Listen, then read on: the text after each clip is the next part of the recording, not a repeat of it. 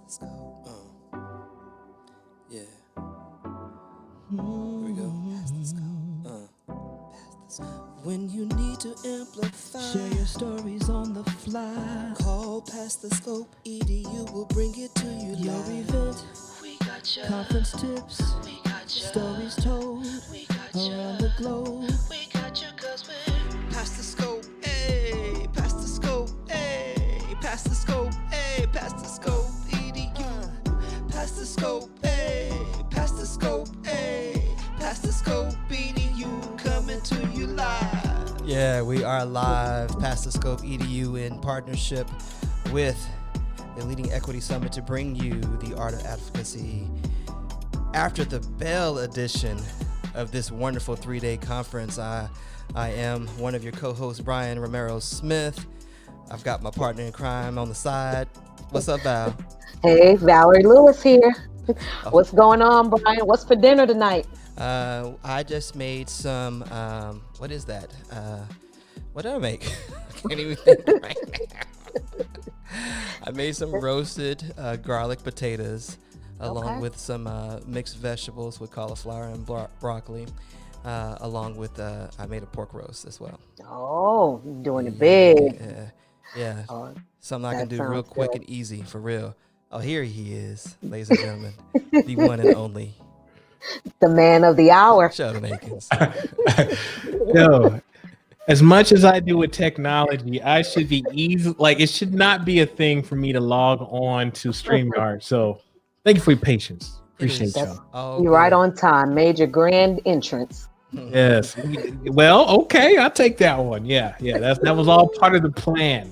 Part of the plan. All right. So, ladies and gentlemen, today was day one. Day one. Preparation. Yes.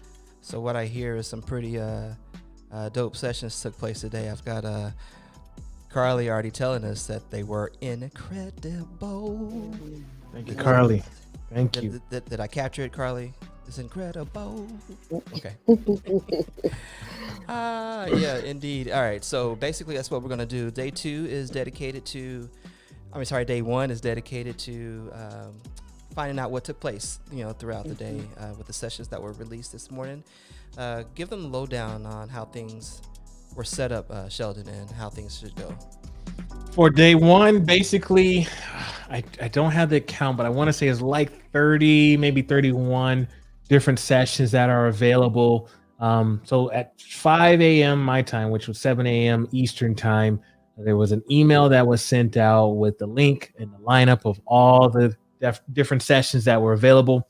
So folks could just click on the link. It takes them to the web page. And literally all the videos are there with all the descriptions, captions, everything's available for folks to, view the stuff. And and lots of engagement on Twitter, Facebook. It is jumping all day today.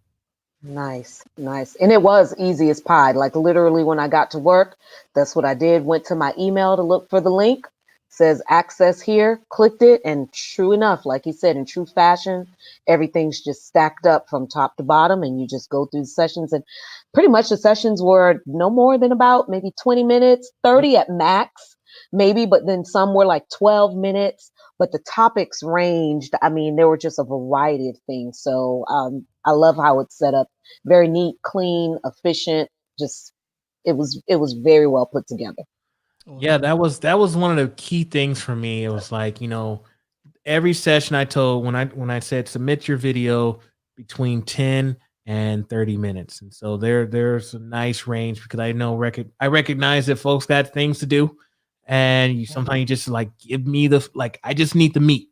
I don't need a lot of the fluff. Just, I don't need to know all the background stuff. Just tell me what I need to do. What advice do you have? What tips can you share with me? And then we can go from there. Just give me the meat. Give me the meat. That protein.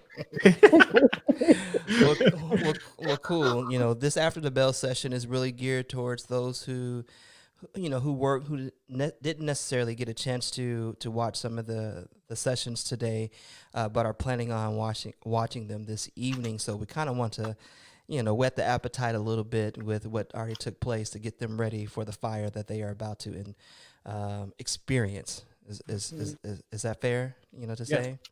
Yeah, it's All just a right. taste. Just a It's taste. just a taste. Unless if you haven't, I know I jumped on late, but if it hasn't been said, I mean, registration is still popping right now. Yeah. So, I mean, even if you missed day one, you can jump on day two. I mean, technically, you got until 7 a.m. Eastern today or tomorrow morning before the videos lock up for day one. So you still have time to join in and take advantage of that free registration.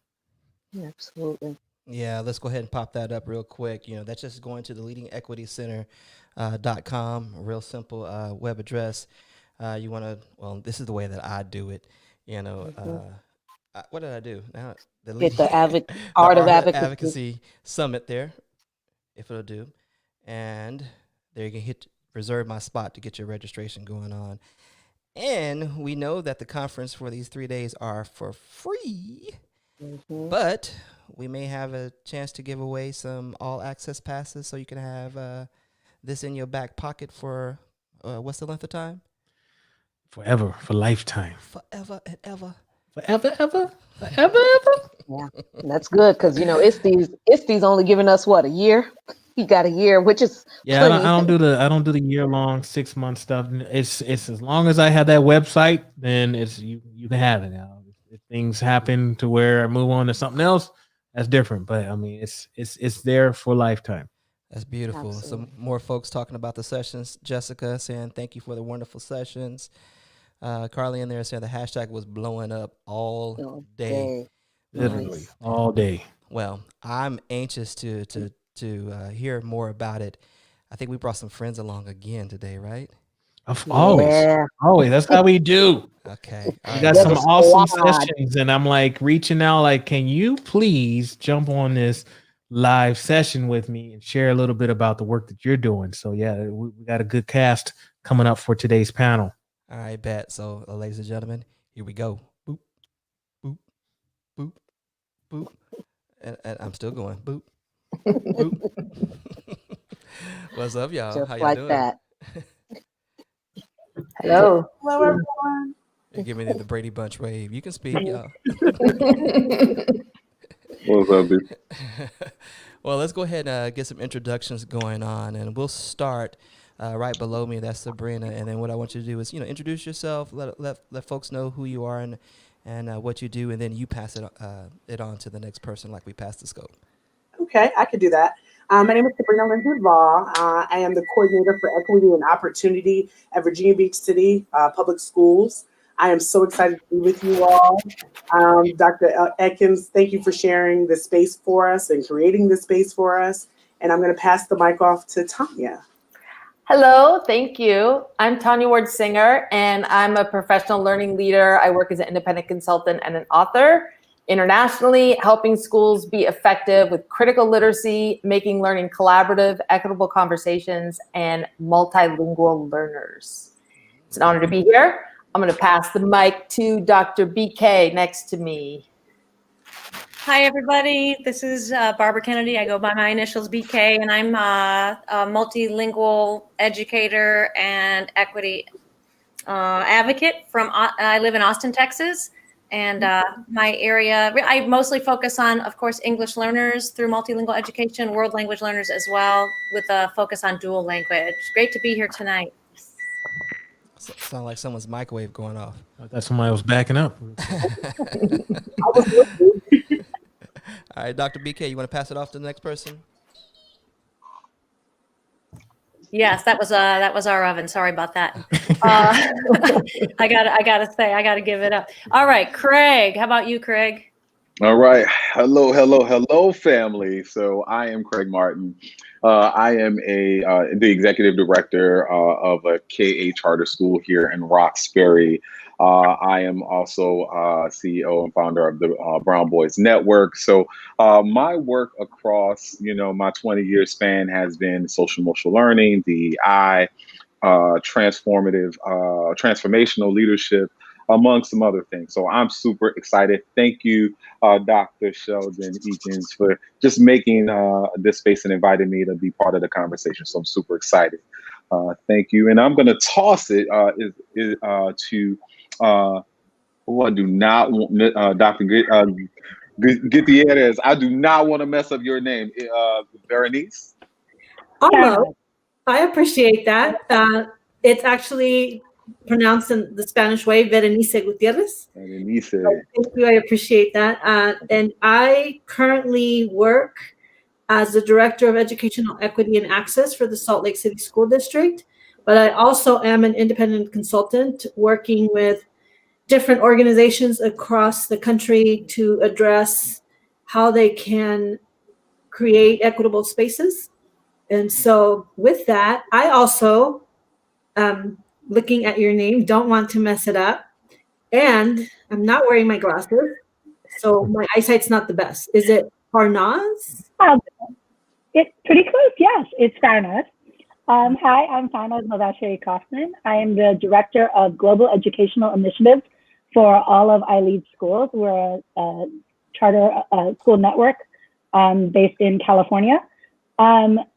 I consider myself more of an equity warrior than anything else. That's been my passion and my work. My education has focused mostly, my work in education is mostly focused on working with highly gifted and profoundly gifted students when in the classroom, and then also working with LGBTQ youth and advocating for them. I also work as an independent contractor, working mostly on parenting seminars and how to raise healthy, happy kids that we actually honor as being valid human beings and able to make decisions and have an opinion. And I am so honored to be part of this. Thank you so much for including me. I think something's ready in the oven. Indeed. Did we get everyone? I think we got everybody. Excellent. All right. So Sheldon, why don't you kick it off here real quick and talk to the people here. You know, first of all, Dr. Gutierrez, I didn't know you were that close to me. You're about 2 hours drive. I was just down in Salt Lake not too long ago. So next time I come that way, I'm gonna hit you up. Please do. Connect. Yeah. Please do. So I want to know for today's topic, if you, first of all, folks who listened yesterday, it's funny. I literally pitched out one question, and we went an hour and a half. So I'm going to do things a little differently. And I want to kind of check to see, okay, what is your session about? Maybe we'll spend a few minutes kind of discussing about your session so that, again, folks that are still looking to register, they haven't had a chance to go through them. I mean, again, there's 30 plus videos for today. And if you're like, man, I only have so much time before I got to go to bed and things like that, which ones will I choose? So I want to kind of give you, again, a little taste. So probably could have done this in the beginning, but totally fine to kind of go around. I'm going to start with Craig. And if you could share with folks a little bit about what your session was about, just kind of give them the quick abstract and tell us, what do you want us to, like, if I was to watch your video, what was your, what's the takeaway, if you will, that you wanted people to kind of end that session with?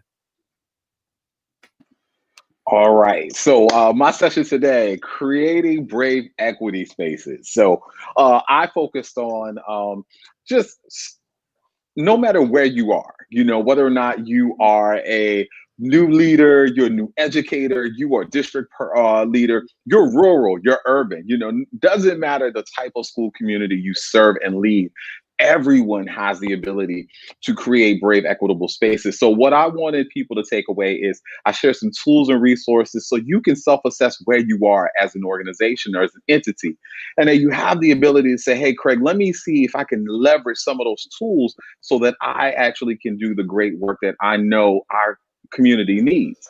I also want people to, really think deeply within about, where they are in this race equity journey, and subsequently, what are the possibilities? Because regardless of whether or not you are in an environment that is incredibly diverse, or you're in almost a homogeneous or homogenous society or community where you don't see a lot of difference, there's still opportunities to raise global citizens who are going to be working, moving, and engaging in a very rich and diverse world. And finally, being able to say, okay, Craig, you've given me all these things that I can do. You've asked me all the questions. Now, what do I do with it? And so the charge is really about how do you create brave spaces for yourself and other members around you to do the work that is sustainable, it's everlasting, it's hard and challenging, and it's gratifying when you know you're creating great communities for young people to thrive in. I appreciate that, Craig. Again, give me the title one more time. The title, Creating Brave Equity Spaces, or creating spaces for brave spaces for equity. Nice. Now, I want to throw this out based off of his topic. We hear the words brave space a lot. We hear the word safe space a lot. I want to throw this out to the group. What's the difference? What's the difference between having a brave space and creating a safe space?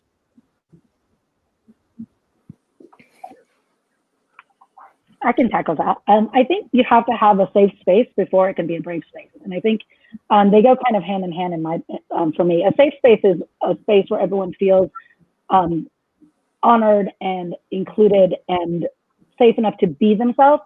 I think a brave space is taking it to the next step where they feel safe enough to now express themselves and take courageous acts and move on to the next level of advocacy for themselves. Nice. Thank you. Go ahead, Tanya. Beautiful. And I just want to add, I think where the safe word gets debated and taken in and out is safe for who? If we're talking about racism, and okay, I'm going to be in the white woman role here because that's the skin I'm born into, right? So am I getting all uncomfortable that we're talking about race if we're centering it all on my need to feel safe? And I define safety as we're not talking about it. We have a problem. So we need to create a brave space where we can experience cognitive dissonance, where we can actually interrogate biases that maybe we don't want that are there. Loving the way we're starting off. And I would say as a woman of color, it becomes a brave space for me when I know not only that I'm safe in the moment, but from repercussions later on.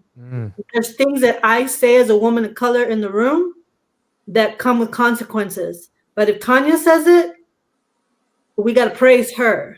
She's not angry. She's not aggressive. She's brilliant. But if I say it, I get consequenced. And as a Latina, you're considered spicy. If you know that's what's given to you, right? So yeah, I definitely agree, and I love the way this is getting started. Let's go with BK. Share it with us. You know, the title of your session. Give us a little synopsis, and what's the takeaway? You bet. Thanks. Well, my session is called Dual Language Education, Promoting Linguistic and Sociocultural Equity in K-12 U.S. Schools. So I do work mostly in the U.S., across the country, and dual language education. In order to really understand linguistic equity, the first thing we do is define what linguistic equity is and why it matters, and how language, culture, and identity are all intertwined, and how that then. Second thing we kind of look at is some assumptions, or actually, first we also look at some political situations around language and education. And the fact that language in schools is primarily English, and it's even called in some circles a monolingual English pipeline, which can be really harmful, of course, to our diverse students. Not only, I would also say standard English monolingual pipeline, because not only are we marginalizing languages other than English in our schools, but we're also marginalizing what would be considered non-standard English, particularly since the rise of the whole academic English hoo-ha in the last couple of decades. So we really look at and talk about language identity and culture for students broadly, but then more specifically how that plays out in US K-12 schools with English-only education and the English-only movement within the schools. And from there, we kind of tease out this idea that a lot of people think more English means better English, when in fact, in addition to multilingual education and education where children receive instruction and get to continue to develop their native language or languages in addition to English, not only is that good for kids in terms of their linguistic development and their identity, but it's also cognitively beneficial and they actually learn English better than they would if they were being deprived of their native languages while they're acquiring English. So we really talk a lot about that. And then we finally look at dual language in particular as the language education program that is most beneficial to students, both groups of students who come from multilingual families, but also families that are monolingual English themselves. And so we really talk about dual language, and we also talk about the benefits of dual language education and its promotion of linguistic and sociocultural equity across the entire school, because often these types of programs are just a strand. So we really want to kind of look at all of the strategies that schools can use to capitalize on linguistic equity across the school and not specific only to language programs. In a nutshell. In a nutshell. Thank you, BK. So here's a question I'm gonna throw out based off of the session there. I'm gonna throw it to the group. What are some ways that we can create better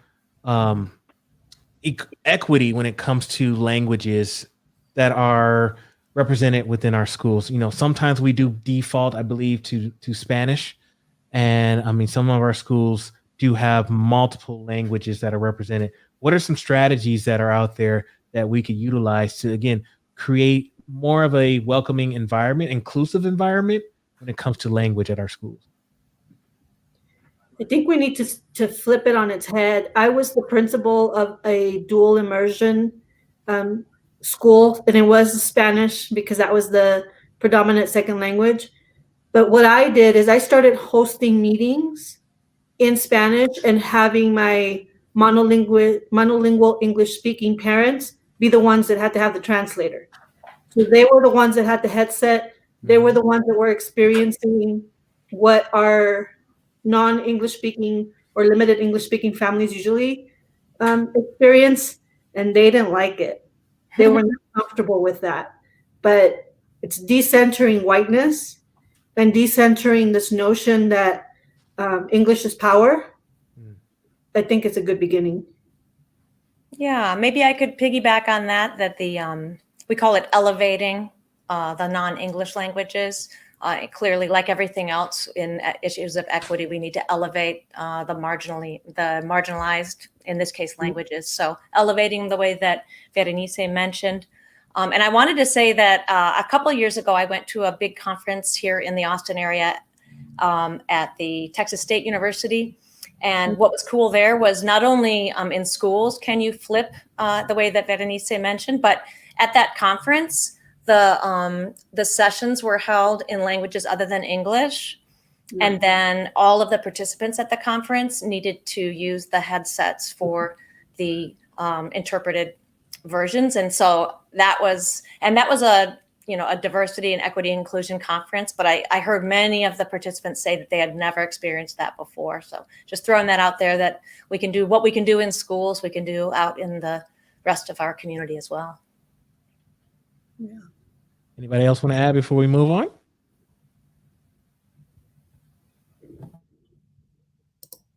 Okay.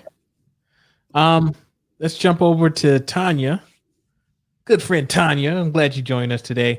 Share a little bit about your session and what's the takeaway?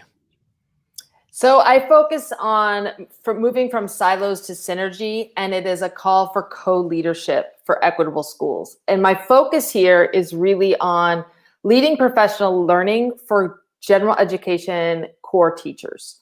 So when we're talking about ensuring equitable access, and specifically with language learners, when we can have a dual immersion program, that is a beautiful thing, and I'm all for that 100%. And when there's a school that doesn't have that option, and teachers are teaching in English, what I see across the board again and again is some kind of a siloed marginalization program for language learners, which is also problematic. And I want to focus on how to build capacity of every core teacher to be effective.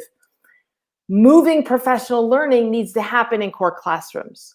Often at the leadership level, we have roles at the central office that are different silos. So there's somebody leading professional learning in literacy, there's someone leading professional learning in math, And the leadership, the professional learning and equity, or the professional learning around language learners, is in a silo. And all those departments are competing for the precious time to move practice. And often there's a power imbalance as well. The same thing happens when you have instructional teacher leaders in a school. There can be, and race in class and language and all these hierarchies can come into play there. So it is a call to move from silos to synergy, to align professional learning, to prevent overwhelm and allow us to go deep. I focus on where racism and implicit bias and centering English come into play in instruction, which is when data challenges our assumptions. How do we react? Do we blame and refer or reflect and adapt? So there's graphics in there that help focus on that piece, but to even get to that piece where it's actually deep job embedded professional learning, where we're helping people navigate their biases in the context of looking at student data. So they're not blaming and referring and sorting kids, but actually changing and challenging core practices. That's what my session is in a nutshell. In a nutshell. Okay. Thank you. Thank you. So, okay. So the question that I have for the group is, when we're doing this work, it's that takes leadership, right? Sometimes I think when I've seen schools and maybe even districts, maybe on the district level, I've seen more, but you know, you hire, especially with George Floyd, I saw a lot of folks hiring an equity person, right? Whatever the title is, they were the equity person. And I seen that just kind of gets passed off to them. Anything related to race, anything related to LGBTQ, anything related to any issues that are out there. Oh yeah, go talk to such and such. But you're the leader of the district. You're the leader of the school. You're the chief diversity, equity, and inclusion officer at your school or your district, but you pass it off to everyone else. So I want to ask this question because I was just about to start preaching, but let me dial it back just a little bit. What is the leadership strategy that you would take if you were entering into a school system or a school district where you were trying to take on, trying to keep this role of synergy, as Tanya was saying? What type of role would you take in order to get this work done from an equitable standpoint?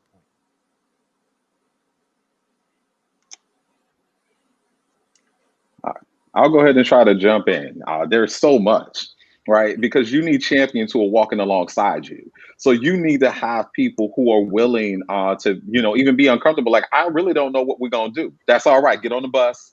We all going to ride. We're going to ride out to where our families are because we need to understand their context. We need to understand their needs. We need to have conversations. You need to understand that sometimes because we live these middle class experiences, that we actually have a deficit perspective that is based on, what we've been socialized to not have to think about. I was talking to my community today about privilege.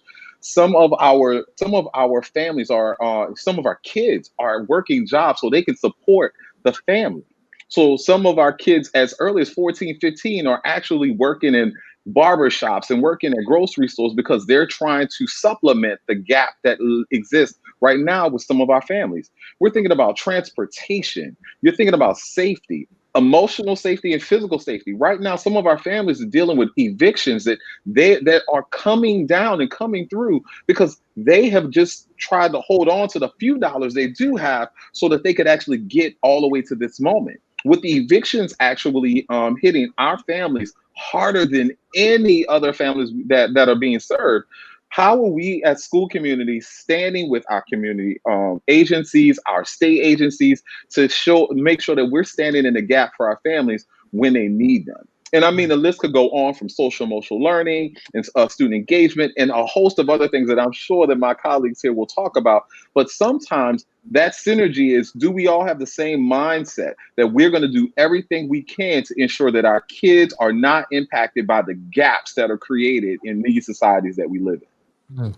Craig, you bring up some really good and interesting points. And what I was thinking when that question was posed is really looking at the UBD framework of backwards planning and making sure that we set our goals. And then as a collaborative unit, we build the infrastructure. So as we continue to work and collaborate together and build that plan out together, we can be successful.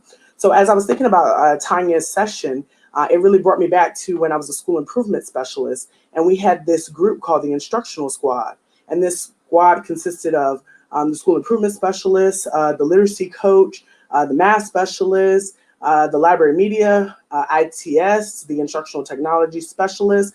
Our administrative staff would be a part of some of the meetings, and we would all come together, and we didn't have all of the answers in individual roles, but as a collective unit, we were able to bring forth a lot of long-lasting and sustainable professional learning. And that's the power of working together. And that's what we want to kind of build and talk about, how we can be more transparent, how we can let people know that we don't have those answers, so that we can find solutions for our students who are having issues that kind of can take away or distract, or things that can prevent us from getting the fullness of a student or even an educator while they're here in the walls or on the virtual walls. I also want to add that it's important that we're focusing on whose voices are in the room. I think one of the things that gets left out in education is we think very top down, and we think it's the leader's responsibility to come up with the goals and the roles and the priorities and move the school forward. I function in a way that I think everyone's leaders. I think our learners are leaders. And so making sure that student voices are heard and they're part of the problem solving and solutions, as well as coming up with ideas, and for them to be part of the think tanks where we're sitting down and discussing an issue and coming up with solutions, where they're seeing us struggle with it and us be uncomfortable. It gives them a chance to suggest things that we never even thought of, and having that out of the box moment of including people who we normally wouldn't include is key. It is. I'm glad you brought up representation. That often gets missed. I've seen it missed a lot. School boards? Are you kidding me? I've done some school board work, and I'm like, this is your first problem. Look at everybody around. Look up, look down. Look, we're doing the whole Zoom stuff. This is your first problem. Look around. Oh, ironic that you say that, Sheldon. Yeah, go ahead. No, I'm saying ironic that you say that, because that's exactly what our board is experiencing right now, where our oldest board member just lost her seat, 49 years on the board, and everyone else is probably equivalent in age to her. And we just now flipped the board now where it's majority minority. And let me tell you, nobody knows what to do. No one knows how to act. And it's like, what is about to happen? So you're right. You have to take a look and see, is representation here, and who are the voices that are speaking for other people? And how do you suggest that what you know and what you're suggesting is what they actually need? So a lot of challenges, and it's not an easy feat, and it's not something that happens real quick and in one Zoom session or with one graphic organizer or tool, but we definitely have to unpack it over time.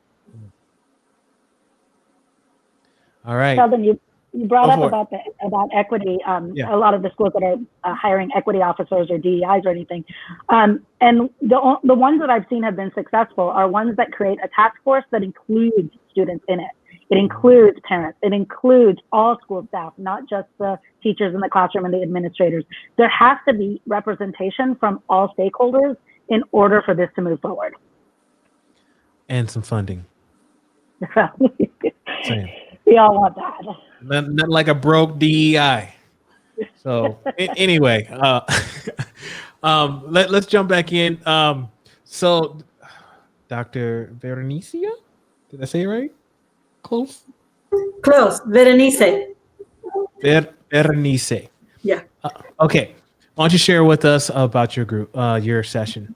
So everything we were just talking about fits right into what I was talking about in my session, which is systematizing equity work within your organization.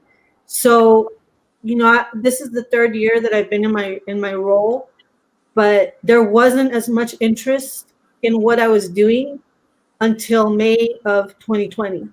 Then all of a sudden, people were saying, well, why isn't the equity work moving forward? And why aren't we doing this? Why aren't we doing that? And everybody had an interest, everybody had ideas, everybody wanted to jump in and get it done. And to me, it's like, okay, slow down. We as an organization, we don't even have an equity definition that everybody can speak to. We don't have a framework. You can't just all of a sudden, because of the racial unrest across the country, decide we're now going to become an equitable organization. It doesn't quite happen that way. And that's why I love that your first day was all about planning, because that's what my session was really about. It's like, how are you going to plan for this? What is your definition? What is your framework? What is your theory of action? What are your outcomes that you want to see?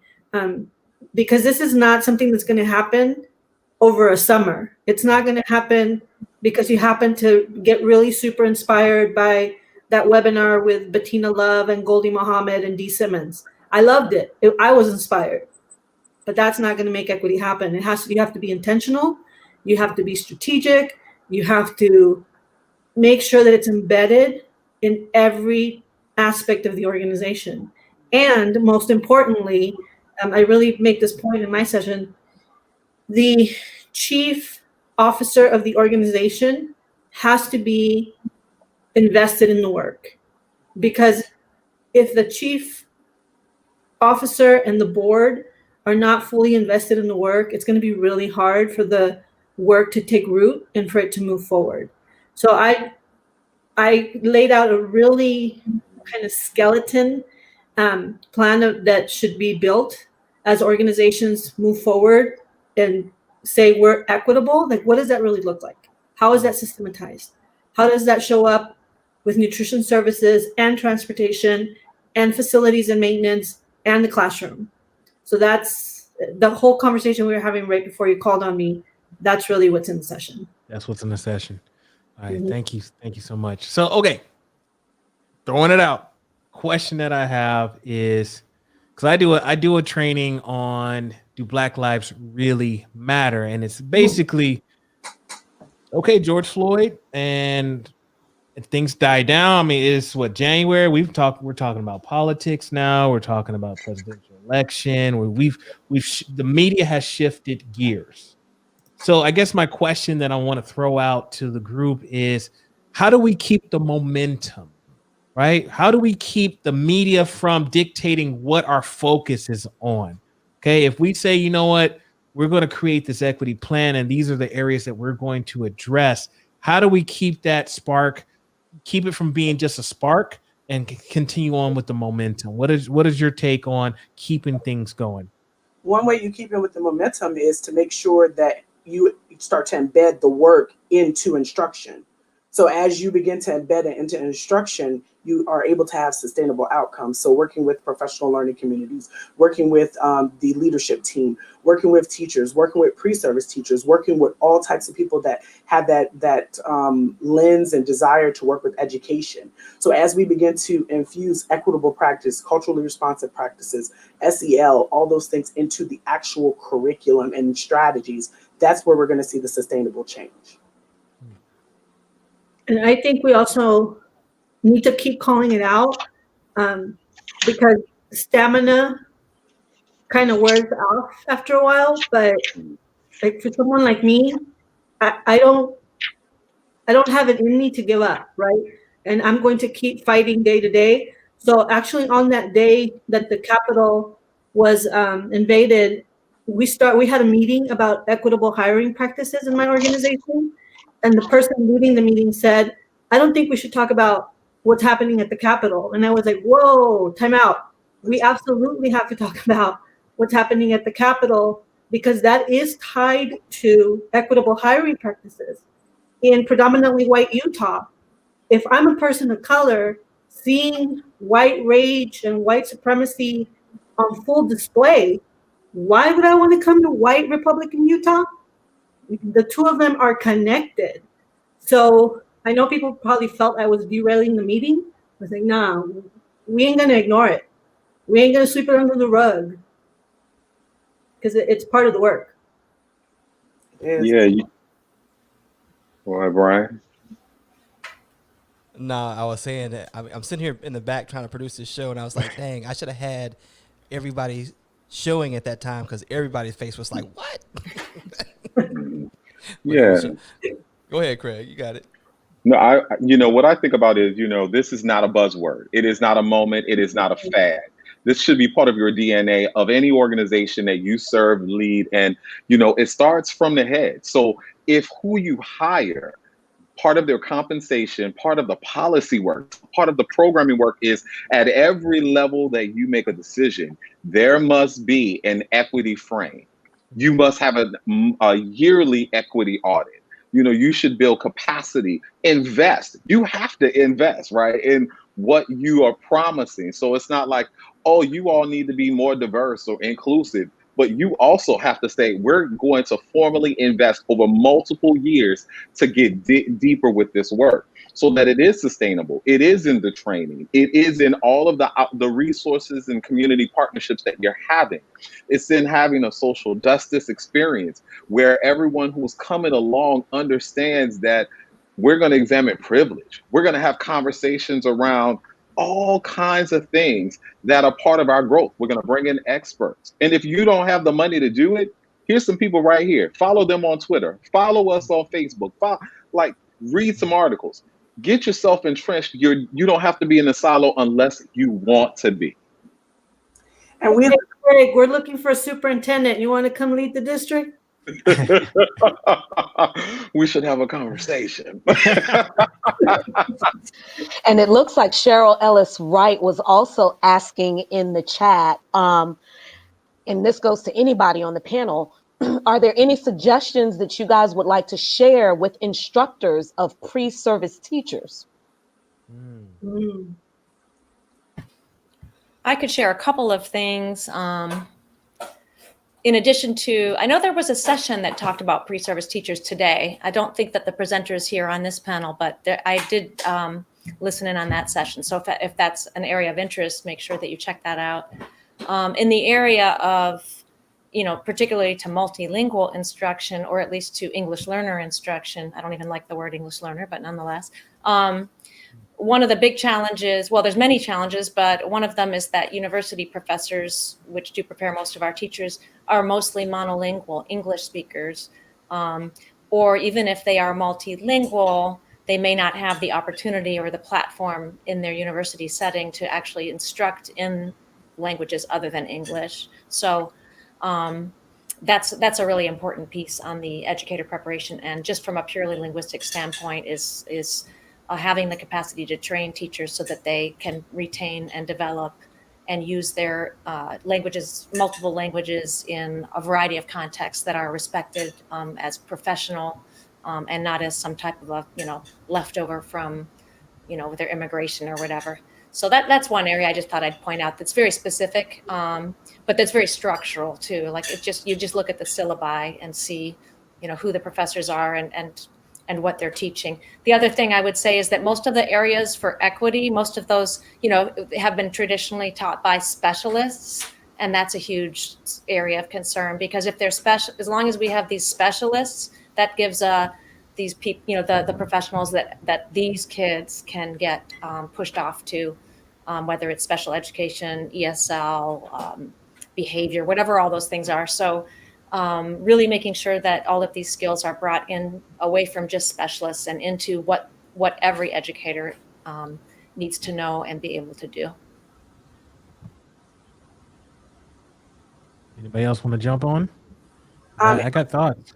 It also can be a powerful thing to include student reflection on what they think or feel that they need to learn about a topic. Oftentimes when you give them an opportunity to brainstorm, they build upon each other, and you have now evolved into a wonderful curriculum that you couldn't even imagine could be possible. Also, too, we need to expose educators that are preparing to go into the classroom to social justice and culturally responsive and equity perspectives earlier or sooner. I know for myself, I wasn't exposed to it until I was at the master's level. And it was a specialty class that was taken. And so at the undergrad level, we need to start providing that. And also don't assume that because I majored in social studies, that I have this social justice lens. There's still some work that needs to be developed in all of the pre-service. So that would be some of my advice. And again, just building it into the instruction. So as you create a lesson, did you reflect on it from the equity lens? And that could be powerful in and of itself. And oftentimes people will say stuff and say, oh man, I didn't even look at it from that perspective.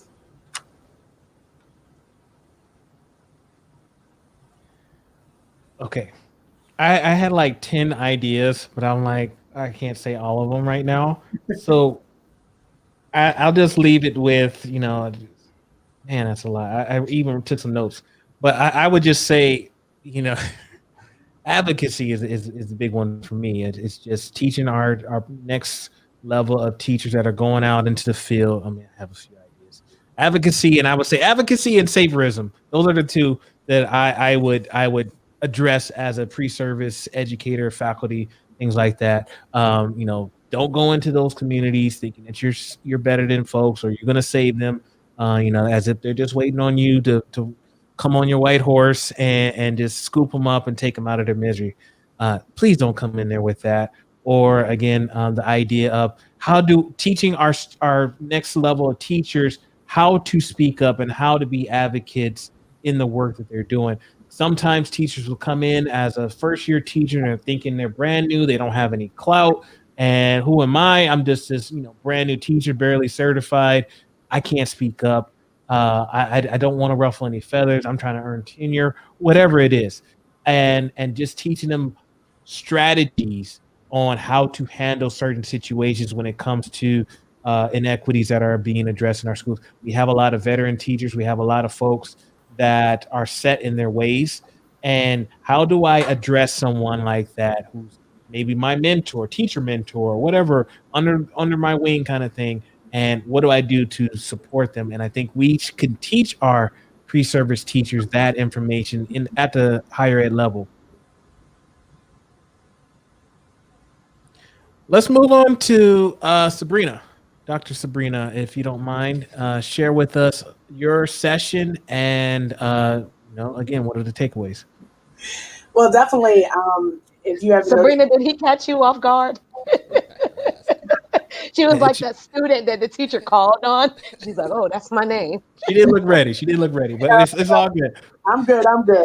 As I'm thinking about it, as we've been going through and talking through the conversation, I'm really, really big on knowing more about sustainability and how can we take the word that we talk about of sustainability and actually work out the actions of sustainability. So I looked at this concept of let's talk about the intensity effect. And basically we're looking at degrees of intensity. And so during the pandemic, we're still in the pandemic, but during that time where we had stay-at-home orders, after getting my degree, I started getting back into walking and working out and exercising. And basically, I should have had some light intensity and some moderate intensity, but I was trying to do the vigorous intensity and really get back to what I used to do. And so as I was thinking about that, I was reflecting on the level of awareness that we talk about. And we talk about people being culturally aware. We talk about people being self-aware, being socially aware. But what do those terms really mean? What actions are required to be able to do that? So as you go through, you'll hear a little bit about what I equated light intensity to, where we're looking at the conscious, the immediate awareness. And then with moderate intensity, looking at more of the conscious and the pre-conscious. And those are those immediate awarenesses, but also the memories that we have. And so that's when we start to get into some of the experiences that people have had as it relates to different things, as it relates to race and equity, inclusion, gender, and so on and so forth. And then that vigorous intensity is where we're looking at conscious, pre-conscious, and unconscious, where you have all those things available to you, as well as the unawareness. And in that unconscious, that's where that fear comes in. And that's why you have some people that will push back for people because of the differences and the uncomfortabilities that they may have. And so as I go on and talk through it, we're really looking at deficit thinking, strength thinking, and how we can look at the strengths in situations opposed to always gravitating to what someone does not have. And so as you just go through and you kind of think, I just really want us to look at how can we sustain this? How we can sustain this is by having conversations, but having those conversations where we get people to reflect and to think. but you can't force people to think. So some of this is where we have to have personal onus, to have that personal reflection where I look at myself and every day I'm looking to grow and to be better. And as we do that, we equip and empower each other to do the work. And some of it's some hard work. And some of it, as some have already alluded to, is not faint of heart. So how can we be courageous leaders and help to lead and guide people into intensifying their diversity, equity, and inclusion in their sphere of influence? So that's what was the talk. I love that. Okay. All right. I like where you're going with this. And, you know, I always, first of all, I always say equity work is supposed to be hard. You know, some people think it's supposed to be easy, you know, no big deal. And, you know, I got pushback. What do I do? I'm like, yeah, it's supposed to be hard. This happens. This is what we do. Intensity effect. Now, I want to see if you can maybe unpack that a little bit more. Because I wanted to make sure I understood, because it sounded like you were kind of saying like smaller intensity, maybe like some things are like worth small wins, some are more medium goals, and some things are longer term goals. Is that kind of what you meant by the various intensity effect? Yeah, that's part of it. But also part of it is that all of us are at different places. So I may be at a more vigorous, intense rate in diversity, equity, and inclusion, but it doesn't make me any greater. It just lets me know that I have to continue to help support my unit of people that's also helping me to do the work. But at the same time, there's others that want to do the work, but they still have to build capacity.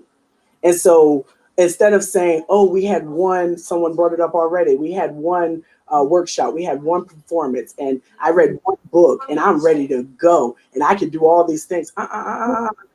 We got to make sure that, you know, we do this where we're truly building it out, because students are depending on us.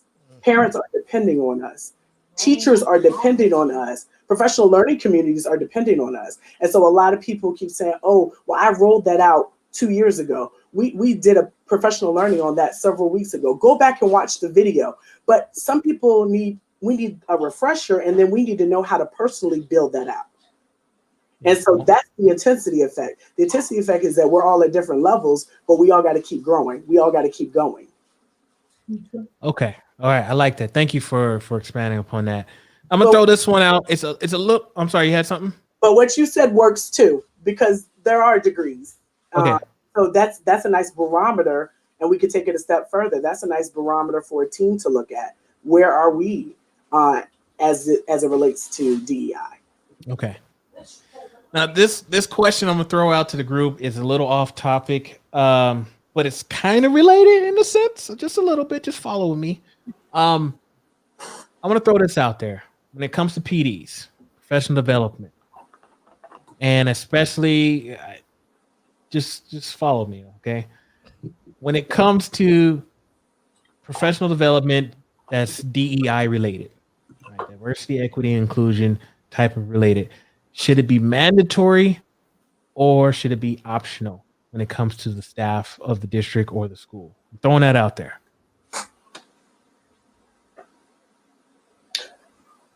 Well, if it aligns with your strategic plan, framework, and goals that you have, that should be mandatory. I mean, we have to equip people to be able to accomplish that goal and vision. There are some components that may be optional, that dig a little deeper, that might be a book study, but anything that relates back, and your strategic plan, goal, mission, et cetera, should always have a diversity, equity, and inclusion point to it. So if we're really trying to educate all students and prepare all teachers to be able to support all students, that's essential. And that's essential to your instruction. That's essential to your organizational framework, your effectiveness. It's important. So it should be mandatory, and it should connect back to your framework. I would connect with Dr. Lindsay Law. I'm like, absolutely, yes. Like, this is ongoing. So when you believe that you've arrived, you know, you still got more work to do. You're like, oh, we got all the books, and we did all the PDs, and we did all the book studies. I'm like, and you have new young people who have arrived, who have not benefited from the multiple years of investment in training, in resource, and your kids' needs are new, we're talking privilege. We're talking about class structures. We're talking about language. We're talking about access, and those things are ever changing and always requires us to revisit what we think we know to ensure that we strengthen our organization so that they can meet the communities we are serving now. And so I just think every year, all the time, we should continue to invest our time and effort and energies and resources into ensuring that we are living by whatever is the missions of the organization around DEI and belonging. Because as a professional learner, you have to be a lifelong learner too. So like you said, Craig, it's important for us to revisit this because there's another nugget that I'm going to keep getting from this that's going to empower me and help me. That's going to also help someone else. So that's the truth. That's powerful. I want to add something that Craig said earlier too. Craig, you brought up about how sometimes, we forget that we have our own biases too, and that we are going, we're all in the middle class job. We all have our own successes. We sometimes have to go back and retrain ourselves too, because we get so complicit in our practice and we get so complicit in our own lives that we forget that we have to constantly challenge our own biases and constantly question ourselves over and over and over again. This isn't work that you could say, oh, we've arrived. This is work that continues not only for all educators, but for ourselves too, and for our students and for our parents. This is a continuum. It's a cycle that just has to keep going through it. Absolutely. And I'll push a little bit. I was having a conversation with some leaders in another state who happen to, like I said, have more of a homogenous community. And so I said to them, they're like, well, Craig, we don't really have a lot of diversity. I said, well, if you have people who are living in mansions and you have people who are living in trailers, then you have economic, disparities that are going on in your community. There's an opportunity to actually, let's talk about this. Let's create the structures to have kids engage. Well, what do you notice? If you actually are walking on 2 feet, you have both of your arms, somebody next to you doesn't have eyesight. We're talking about ableism, right? So that's a thing, right? And so here's the other thing. Here's the big push. If you are a person who happens to be in a homogenous society, you are then coming to Boston specifically. So let's say you're out in the suburbs, you're in a rural community. By the time you get to Boston, it's a metropolitan environment, right? That has all kinds of people who are part of this great intersection of life, this gumbo, because I'm from New Orleans, so a gumbo effect. And if you don't have the ability to engage in critical thinking, conversations, you don't have the ability to navigate the multiple skill sets around language, economics, and class, you're gonna miss out on an opportunity to be a global citizen. And if you really want to hit somebody, hit them in the pockets. Because now we're paying for people who are multilingual, have the ability to work in groups across the globe, can create content and messaging that is super clear regardless of where you are. And if you're not actually growing your craft to do that, you're gonna be left behind. And maybe that's what needs to happen if you ain't willing to grow. I mean, mic drop. You know what I'm saying? I'm being quiet for the rest of this time.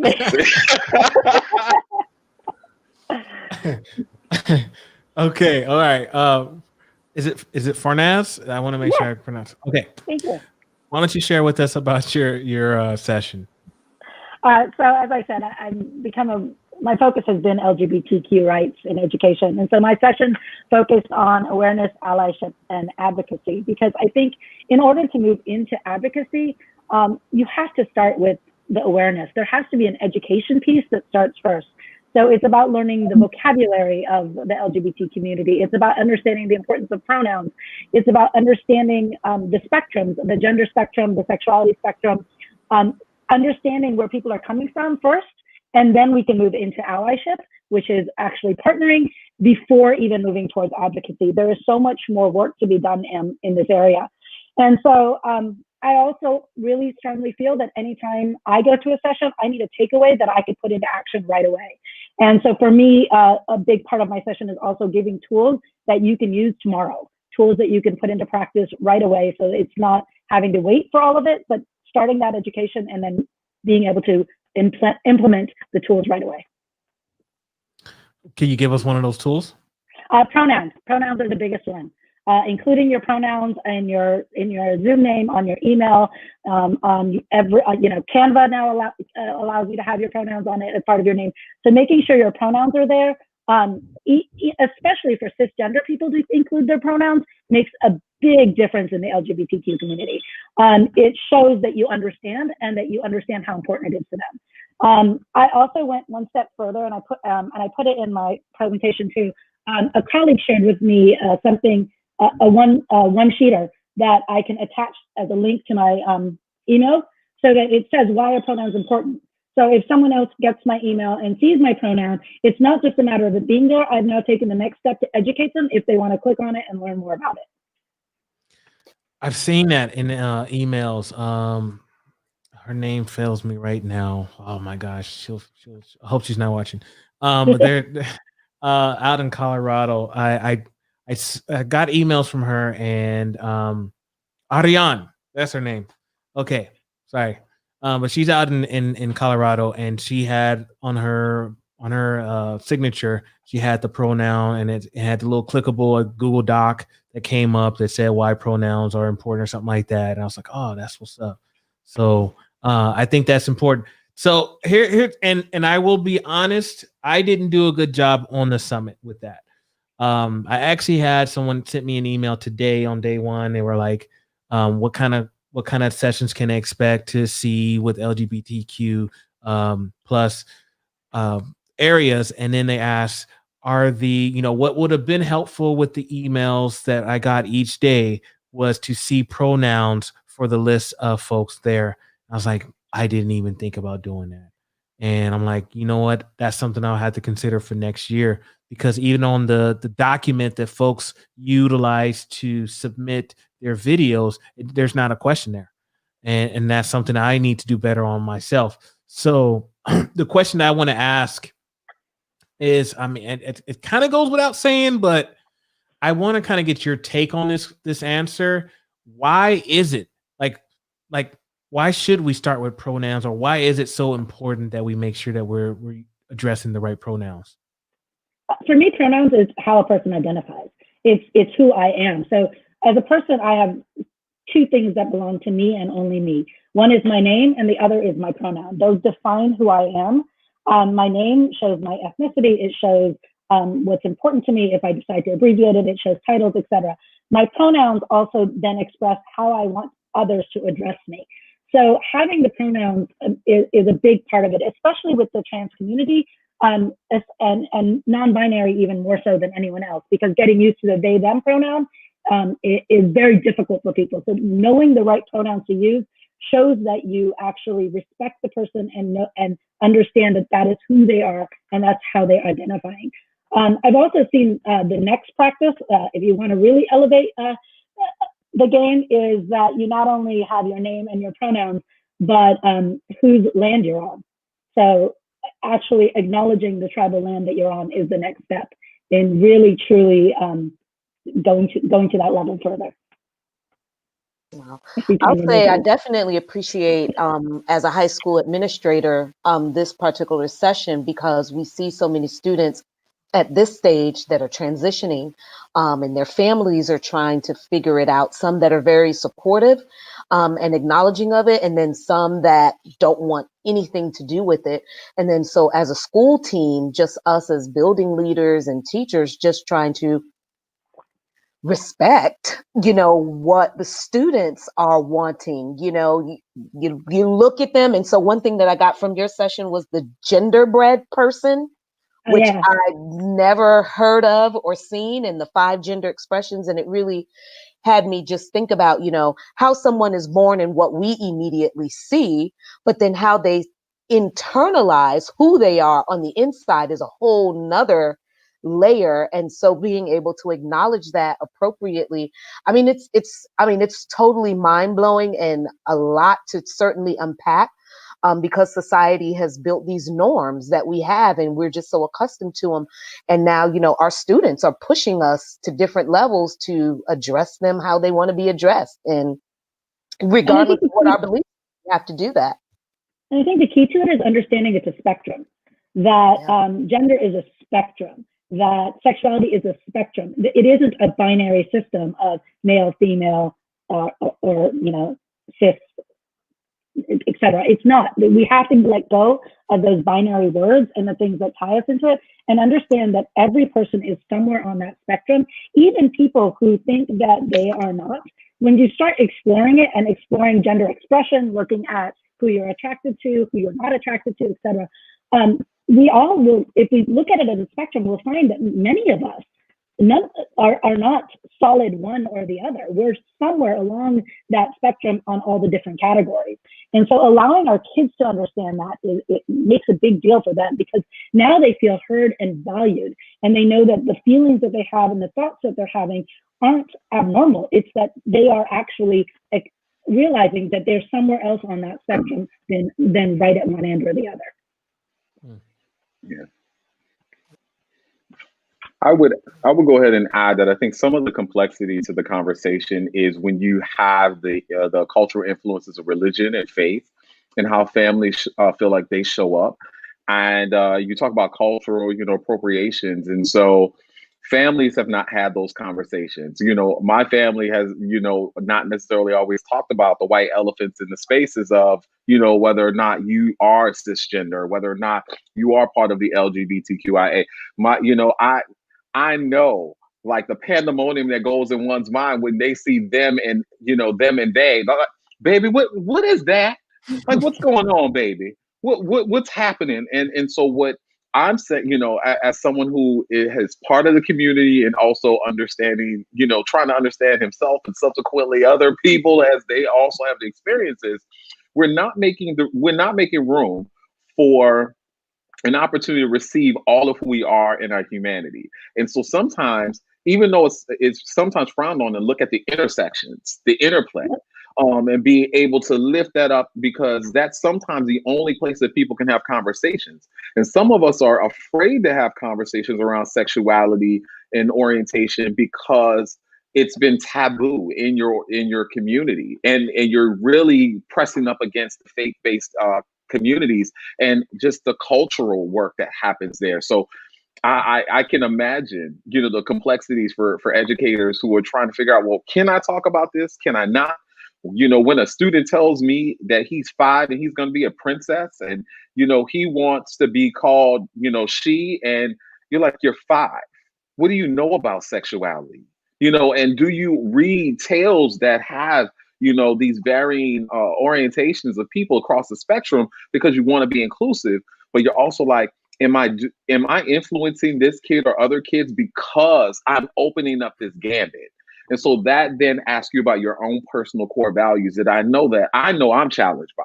You all probably further along and better than I am. I mean, for me, it was very difficult having a non-binary child who came out and having to explain that to my family that's, Iranian Muslim. It's very difficult to have those conversations and to explain it and to advocate for my child. And I think the key is having an open enough environment in education where kids can explore and discuss it without judgment and without being pigeonholed. I think that's the other part, is to understand, again, because it's a spectrum, someone may identify one way at one point and then later on change it. And I think that's another part of understanding that it's fluid. It's not something that they're stuck with or have to make a decision on today.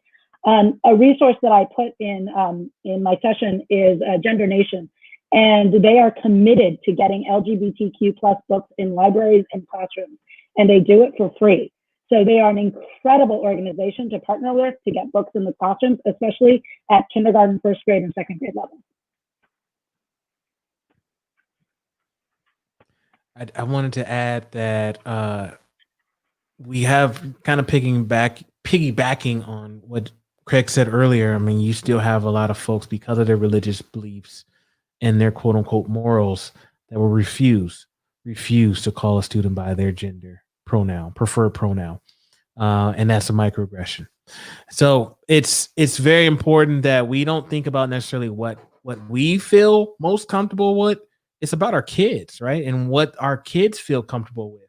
this is what they identify, and we have to honor that. But just because of what we may believe, what we might think is right or what's wrong, and blah blah blah, and our own background and how we were raised and what our thoughts are, doesn't matter. Okay. But if we choose to like intentionally refuse to use somebody's pronouns the way that they would prefer to be utilized, that's a problem. To me, that's the same as not wanting to learn someone's name or pronounce it. Mm-hmm. It's the same thing. It is just as important for me that someone learns my name as it is for someone to know my pronouns. Yeah. Any other thoughts before we move on? I believe we covered everybody. Okay.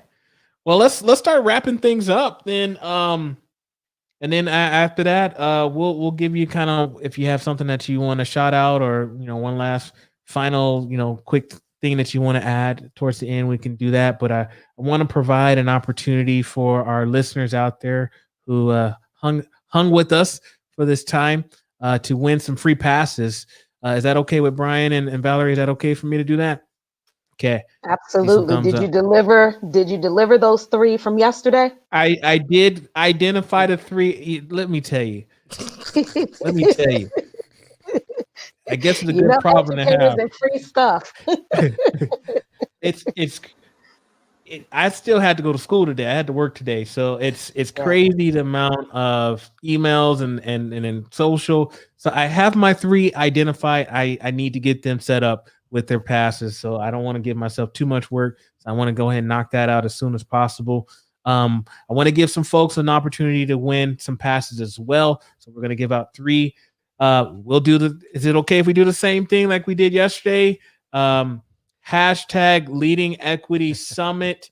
Tell us something that you learned from today's session, any one of today's sessions. Just give us one thing, right?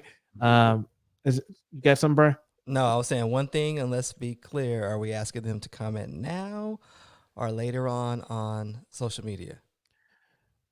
Okay, I see what you're saying.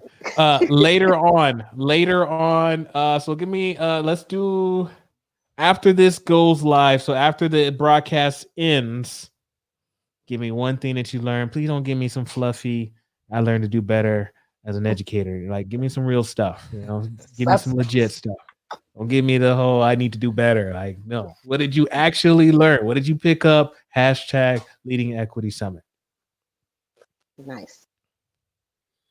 All right, let's go around one more time, and we'll start with, let's see, maybe Dr. BK. Just if you have, let's limit it to about a minute. If you have any final words that you want to say, and then pass it to the next person. Sure. I just wanted to give a shout out to everybody that's here tonight, and also the other presenters. It's been a lot of fun. I did my best today. I had a lot of work to do, but when I wasn't in meetings, I was trying to listen. And there's a lot out there. So I know I'm going to be up late tonight doing the same, but it's just great. I just have enjoyed it so much and look forward to learning more from each and every one of you. Oops. It's okay. You want to pass it to someone, Dr. BK? Yes. I'll go to Sabrina. I definitely enjoyed being with you all this evening, and I enjoyed the experience, learning so much.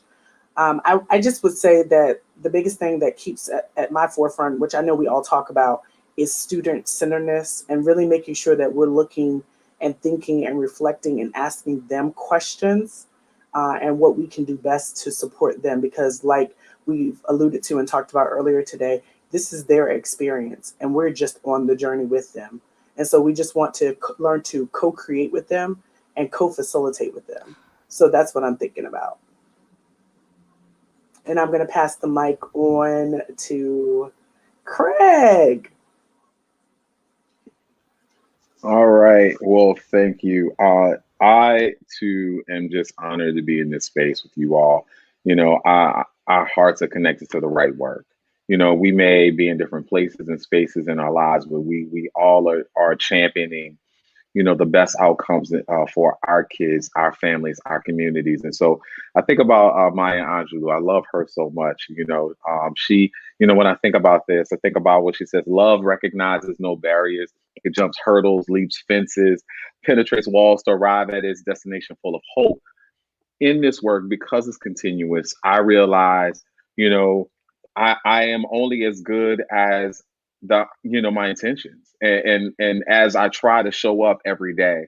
And I am hopeful that tomorrow I'm better than I was today because I've had an opportunity to commune, you know, just commune with each of you in this great work and these conversations that I'm hoping to bring with me tomorrow. And so, if nothing else, as just as a human being, I love Dr. Maya Angelou, which says, "Do better until do the best you can until you know better. Then, when you know better, you do better." And so that is what I will leave with you all. I will turn the mic over to Tanya Warsinger. Thank you, Craig. I am agreeing that I am very honored, and just I feel that connection in the heart being here. It's the work. People talk about it being hard and, you know, hard conversations, but it's actually about being alive and leaning into being human and being human together. And the theme I really want to call out that I feel came out organically through many of the different comments in our dialogue tonight is a theme of humble inquiry. I think, Craig, you said it, we don't have all the answers. I heard multiple people echoing similar ideas where if we really are courageous in our vision for equity, and we're courageous in listening to students and centering students and what we have not yet accomplished as a society, let alone in our schools, and can bring the coalition together and be in humble inquiry, be willing to be learners together. That's the work. I'm going to pass to Berenice Gutierrez. Thank you. Thank you, Tanya. So I also am grateful to have been invited to be here tonight. I first learned about the Leading Equity Center last year, about this time of the summit. So I'm glad to be participating in it this time around. And, you know, for those people who 7 months after the very tragic and unfortunate events with George Floyd that are still looking to learn and trying to connect. And I just want to say, you know, definitely keep at it. This is a lifelong journey. It's lifelong work. And as Sabrina said, we are engaging in this for the kids. And I am just hopeful that, you know, I have a great niece that was born in October. So she's all of 2 months. I am hopeful that in her lifetime, things will be radically different from what they were in my lifetime. And so that's why we have to keep going with this work. We have got to change it because it's not working. And I hope I get this right. Farnaz. That's perfect. I think for me, everyone, echoing what everyone said, I feel so humbled to be part of this group. I have to say, just listening to every single one of you just speak, just even just briefly, I said it, I feel it in my heart. It's my language. It's good to know there are more of us out there. But also echoing, it's all about the kids. I think as adults, we need to get out of the way more often than we do, and make sure that the kids are being heard and their voices are what's driving everything. It needs to be what their needs are. And just to add what Craig said earlier too, is even whatever their needs are now isn't going to be what their needs are tomorrow or 5 years from now. So constantly going back to listening to the kids and listening to what they're saying their needs are and making that happen. So it's always going back to them first. Powerful, powerful, powerful group. I once again just like to thank Dr. Eakins for just putting together an all-star cast. You know, with 30 speakers today, and just, you know, I think I may have broken through maybe a third of the presentations and going, okay, 7 a.m. tomorrow, there's a whole another group to do it all over again. But this has been powerful, just watching the comments, the viewers, and just knowing how they're saying that they're their souls are being fed from what you guys on screen right now are sharing tonight, and then as well as from the many other sessions from the speakers that were on board today that did not get to join us on this live panel. So if you aren't registered for the conference, you heard it from Dr. Eakins, you can still register, get signed up. Day 2 and day 3 are still happening. Tomorrow, we'll be back again for another After the Bell recap session, 7:30 Eastern Standard Time, 6:30 Central Standard Time. Don't forget, once this broadcast ends, Dr. Eakins has 3 of those all access passes. And if you missed it at the beginning, they don't run out in 6 months or a year. You have it for the lifetime. As long as his site is up and running and going, you can view and access that information, which this is powerful. Consider this your toolkit. Get started somewhere. Today's theme was around planning and preparation. So plan, prepare, utilize what you heard here tonight to start to do the work. Ask the right questions, push back. Don't sit in silence and just watch it go by, but do the right work. And remember that it's always about our students. It should not be about us and what we're comfortable about. It's always about our students when we're talking about this education work. All right. I think we'll end it there. So thank you again, folks. We'll publish this on the podcast for tomorrow morning. So we'll shoot this one out. So again, thank you so much for your time. I appreciate it. Good night.